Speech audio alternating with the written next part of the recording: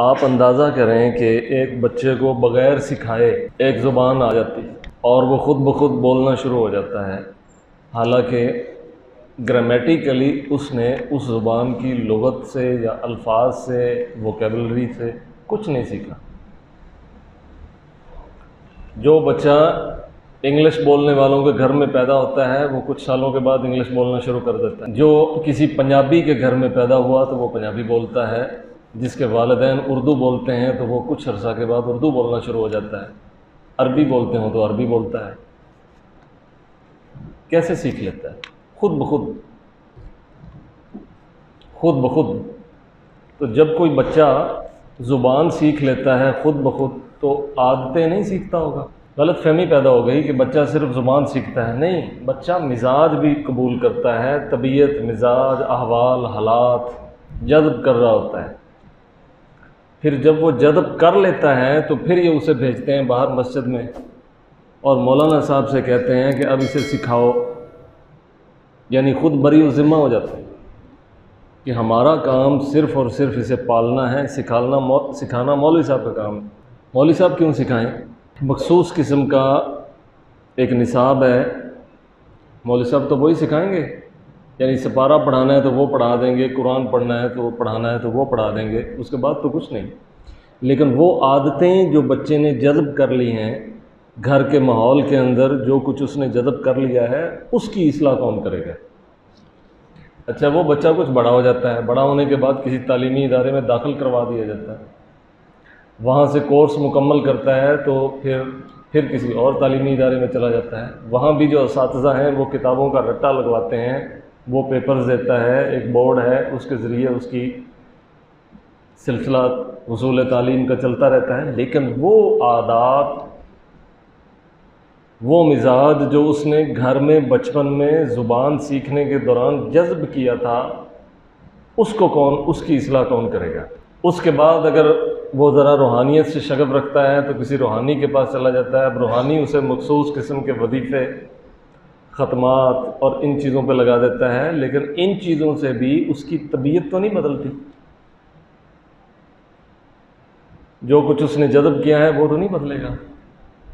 بلکہ اس سے بھی ذرا پیچھے چلتے ہیں، بچے کے پیدا ہونے سے پہلے اس کے باپ کا جو مزاج ہے یا اس کی ماں کا جو مزاج ہے، اچھا اس سے بھی پہلے ان کے ماں باپ کا جو مزاج ہے وہ سارے کا سارا اس بچے میں آتا ہے۔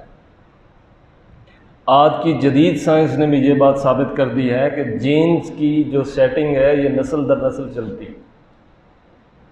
انسانی جینز کے اندر اس کا بھی ایک مزاج ہے، اور ایک بڑے حاذق طبیب کہا کرتے تھے کہ انسان کو جس طرح کی غذا کھلائی جائے گی وہ اس کے جینز کے مزاج پر اثر انداز ہوگی، یعنی اگر غذا کی سیٹنگ چینج کر دی جائے تو انسانی جینز کا مزاج تک بھی تبدیل کیا جا سکتا ہے صرف خوراک سے۔ یعنی اگر آپ کسی آدمی کو ہمیشہ یہ جو مچھلی کی 2-4 قسمیں ہیں وہ کھلاتے رہیں تو وہ کند ذہن ہو جائے گا، اس کی سوچنے اور سمجھنے کی صلاحیت کم ہو جائے گی اور اس کا حافظہ کمزور ہو جائے گا صرف غذا سے۔ اگر آپ اس دور میں کسی کو یہ بریلر وغیرہ مسلسل کھلاتے رہیں یا وہ بازار سے چیزیں لا کے کھاتا رہے مسلسل، تو اس کے بعد اس شخص کے اندر متانت اور وقار رفتہ رفتہ کم ہو جائے گا۔ متانت، وقار، سنجیدگی، روحانیت، یہ چیزیں رفتہ رفتہ کم ہو جائیں گی اور اس کا مزاج چینج ہونا شروع ہو جائے گا۔ اس کے مطابق اس کی باتیں ہوں گی، اس کے مطابق ہی اس کے کام ہوں گے۔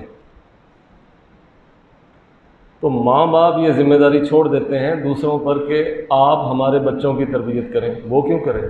آپ کیوں نہیں کرتے؟ سمجھداری اور چیز ہے، اس دور کا تعلیم یافتہ ہونا یہ اور چیز ہے۔ اس دور کی تعلیم نے تو لوگوں سے دانائی بھی لے لی ہے۔ اب جو ہے وہ ماں باپ اور جو نانا، جو دادا یا اوپر کے جو بزرگ ہیں وہ خود بڑے کمزور ہیں سائیکولوجیکلی،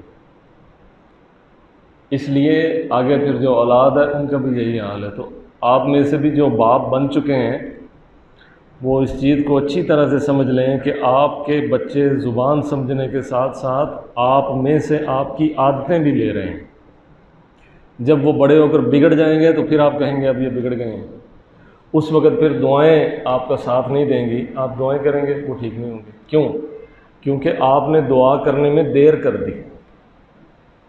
اللہ تعالیٰ نے آپ کو سکھایا تھا کہ جب بچہ کوئی چیز لے رہا ہے اس وقت آپ نے اسے وہ کیوں نہیں دی یا صحیح نہیں دی۔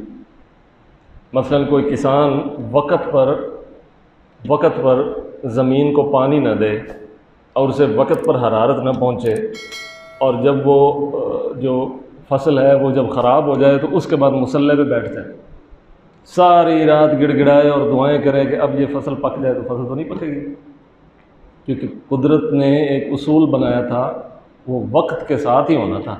جب وقت گزر گیا سو گزر گیا۔